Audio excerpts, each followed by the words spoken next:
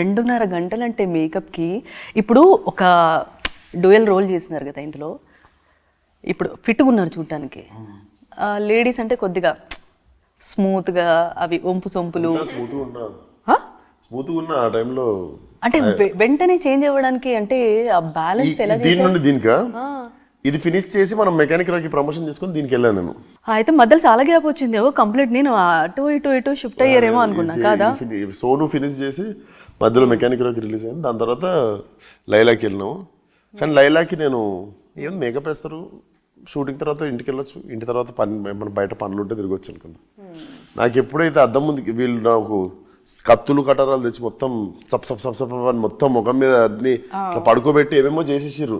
వెళ్ళి అద్దంలో చూసుకోగానే కూర్చొని చేయించుకోలేదా?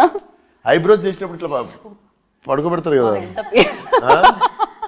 పడుకోబెట్టి అంటే అంటే రెక్లైనర్ ఇట్లా ఉంటది కదండి. అవునవును. సో ఇట్లా పెట్టి ఇట్లా తలకాయలు ఇట్లా వచ్చి అని చేసిర్రు. అద్దం ముందుకు పోగానే నాకు అప్పుడు అర్థమైంది, నేను ఒక నెలన్నర నేను బయట తిరగలేను అప్పుడు అర్థమైంది నాకు.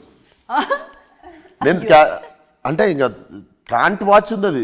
అప్పుడు నాకు 1 డే పట్టింది డైజెస్గా. నీకు ఓహో రేపటి నుండి నేను బయట తిరగలేను, పబ్లిక్లో తిరగలేను, ఎక్కడికి పోలేను, షూటింగు ఇల్లు అని అప్పుడు అర్థమైంది. దాని తర్వాత 1.5 month ఇంటికి వెళ్ళడం, దాక్కోవడం, ఎవరికి కనిపించకుండా. మీ ఇంట్లో వాళ్ళు ఏమన్నారు? మా ఇంట్లో వాళ్ళు ఓకే, వాళ్ళు ఎంజాయ్ చేస్తారు, వాళ్ళు ఏముంది వాళ్ళకి. ఇంకా ఆల్మోస్ట్ చిన్నప్పుడే గెటప్ వేసి ఉండొచ్చు, వాళ్ళు ఆబ్వియస్గా వేస్తారు. ఎవరికి ఉంటుంది చెప్పండి ఇంత అదృష్టం. ఒక కొడుకు అందరికి ఇట్లుంటది. నాకు ఒక కొడుకు ఉన్నాడు, వాడు ఇట్లుంటాడు, అది ఉంటుంది.